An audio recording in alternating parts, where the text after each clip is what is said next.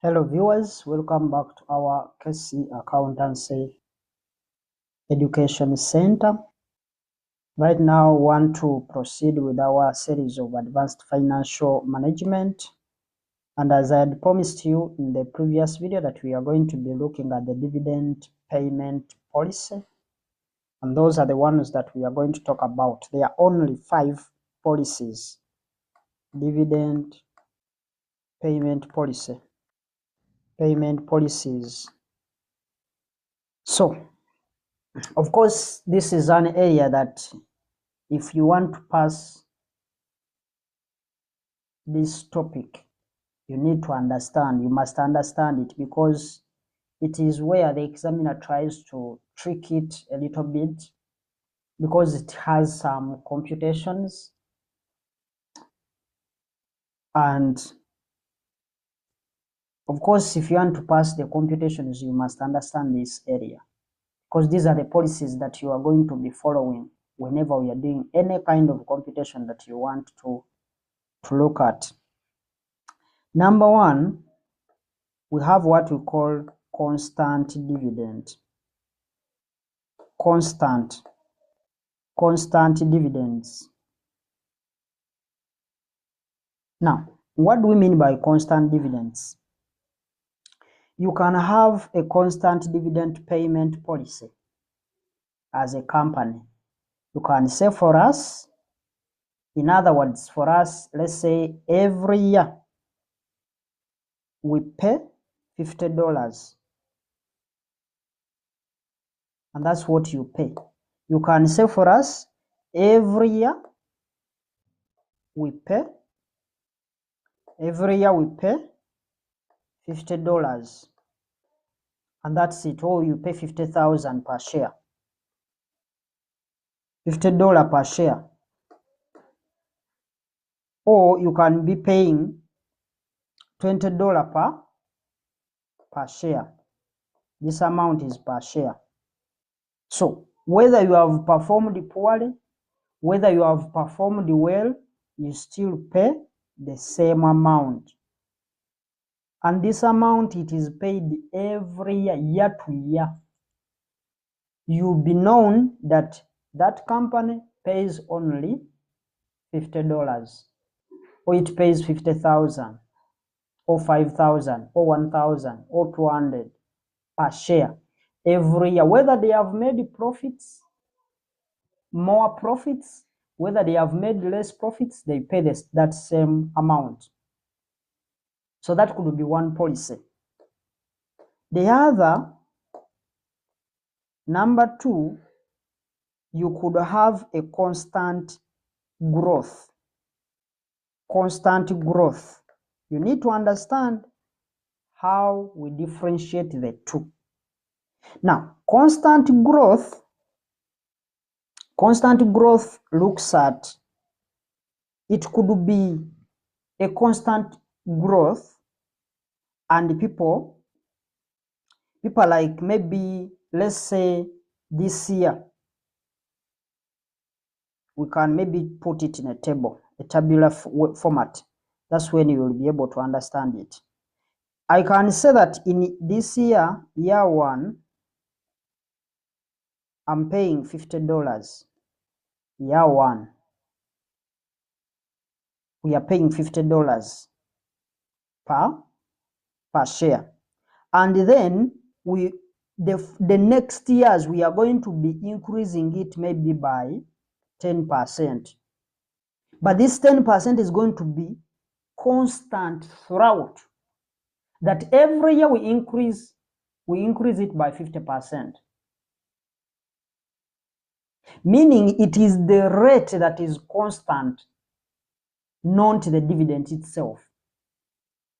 So if this year 1, I've gotten 50. Year 2, I will get, it will be, of course I have to increase this 50 by 10%. So it will be 1.1 times the $50.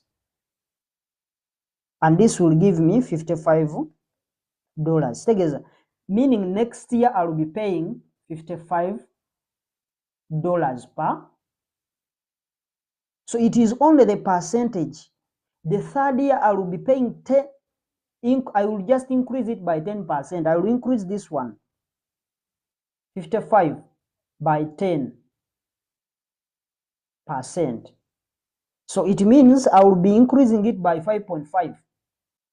So that's the implication of the growth. So if you are paying 50 this year, then next year you are going to be increasing it maybe by 10%. And that 10% is going to be fixed throughout. So what is going to be constant is only the rate, but not the amount that you are going to be paying out. So that's the difference. So the examiner will actually give you the data. He will give you data maybe for 3 years or 4 years. Then he will ask you what type of dividend policy are they applying. So for you to be able to know which type of dividend policy they are applying, you must do the analysis. You first make the computation to be able to know whether it is a constant growth or it is a constant dividend. A constant dividend is just the amount. I'm paying $50 throughout. Every year, $50. They will also give you that information. So constant growth, it is going to be increasing, but the rate is going to be constant. We are increasing whichever amount it is by 10% throughout each year. So it is just constant, but it's the constant growth in dividend. So the examiner may ask you whether it is constant. Is it a constant growth? Is it depending? The other that we can talk about, number 3, because I told you there are 5. Number 3 is what we call constant payout ratio. Constant payout ratio. Constant payout ratio. Now, for constant payout ratio, we have what we call a constant payout ratio. But it is a little bit different from what we know. The number 1, the constant dividend, it is a little bit different. And I would prefer, of course, I would prefer this third one, the constant one, the constant payout ratio. What is going to happen is that, because if let's say we pay 3%, and then when we have performed badly, you will still get this 3%. If that's the rate we are paying, we pay 3%.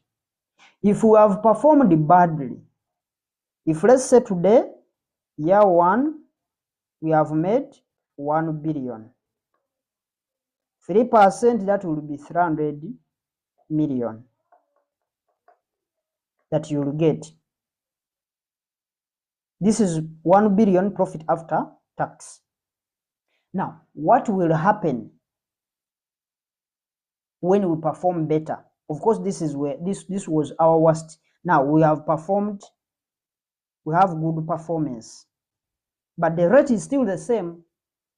But now we have made in year 2, we have made a profit of, let's say, 2 billion.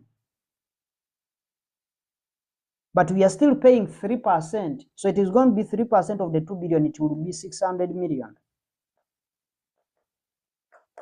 Are you seeing this amount? It keeps on growing, even though the rate we are paying is constant. It's different from the other one where we are only paying $50, the constant dividend. We are paying $50 whether we have made 10 billion in profit after tax, whether we have made 1 billion in profit after tax or 500 million, we pay you that per share. So as a business person, of course, you would prefer the constant payout ratio. So you'll find yourself that the amount you are going to be receiving is going to be keeping on increasing throughout the year. So let's look at number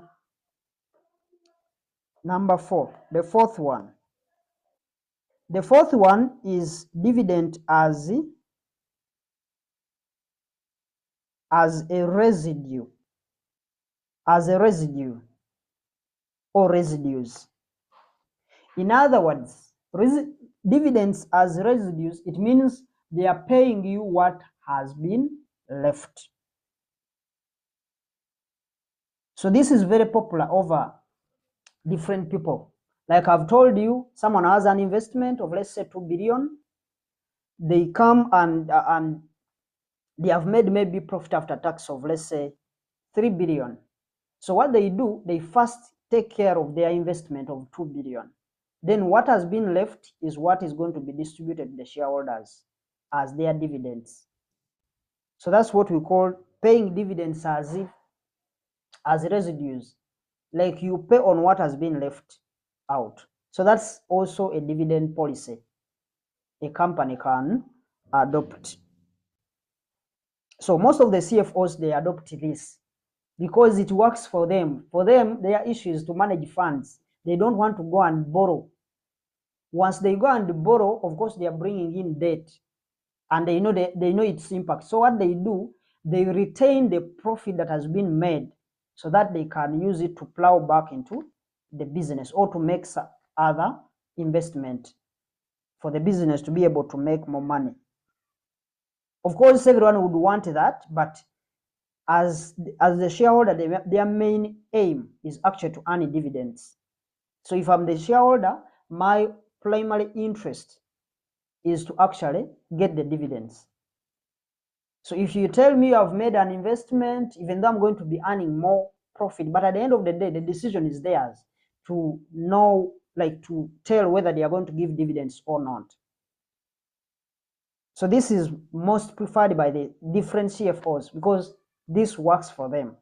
They don't have to look for more money from other different sources that may be expensive. The last one, of course, the last one is not paying dividend at all. No dividend.